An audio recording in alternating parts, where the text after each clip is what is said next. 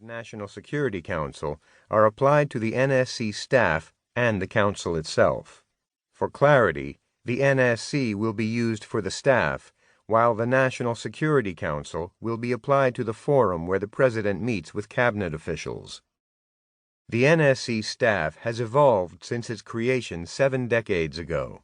What began as a collection of the Council's administrative clerks has become the President's personal band of warriors, as George W. Bush, the Commander-in-Chief making the decision to send a surge of troops to Iraq, called the staffer Megan O'Sullivan, who briefed him before the announcement speech, and her colleagues. Just as housing the NSC was not the original purpose of the Executive Office Building itself, presidential warriors were not the plan when Congress created the staff in a single line of law in 1947. But every president needs help, whether it is with little questions, what is the name of a foreign leader's wife, or the big ones, should we go to war, as the NSC staff has helped with the inane tasks and the near impossible challenges. Each commander-in-chief has, in his own way, trusted and empowered the dedicated staffers sitting right next door. In return, though the War Department left the Executive Office Building decades ago, the NSC's warriors have kept up the fight.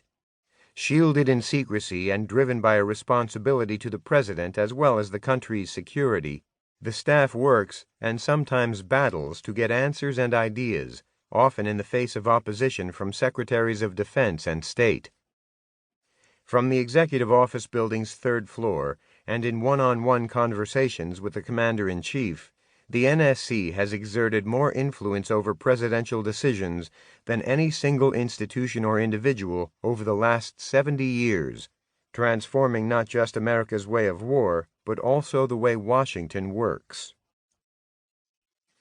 The men and women walking the hushed corridors of the Executive Office Building do not look like warriors.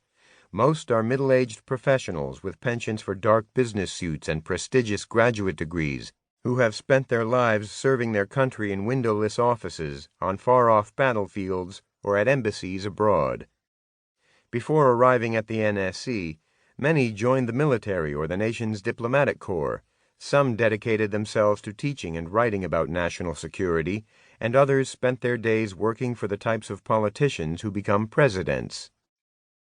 By the time they joined the staff, each had shown the pluck and the good fortune required to end up staffing a president. O'Sullivan might have started her journey to the Executive Office Building earlier than any NSC staffer in history. As an elementary school student in Massachusetts, the precocious second grader wrote a paper on what she believed to be the state of Palestine.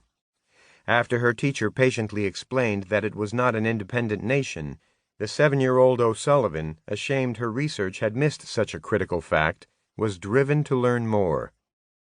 She went on to college in Washington, then a job on Capitol Hill, a doctorate at the University of Oxford, and later a role at a prominent think tank before she joined the government a month after the attacks of September 11, 2001. In Washington, and books about it, individuals are often referred to by the name of their institution, so a 3-star general comes to represent all of the Pentagon, just as an Assistant Secretary of State serves as the entire department's voice.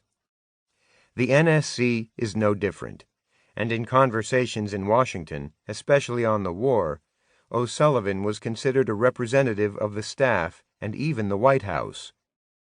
Yet the NSC's members have come from different places, rich and poor, registered Democrats, Republicans, and Independents. Some were wonks in 2nd grade, and others bloomed much later, and they have chosen to serve in the Cold War, the War on Terror, and the decade in between. When the crimson-haired O'Sullivan first joined the NSC in 2004, she was a striking presence for more than just her hair color in the Executive Office Building's checkered hallways and on the wider Bush National Security Team.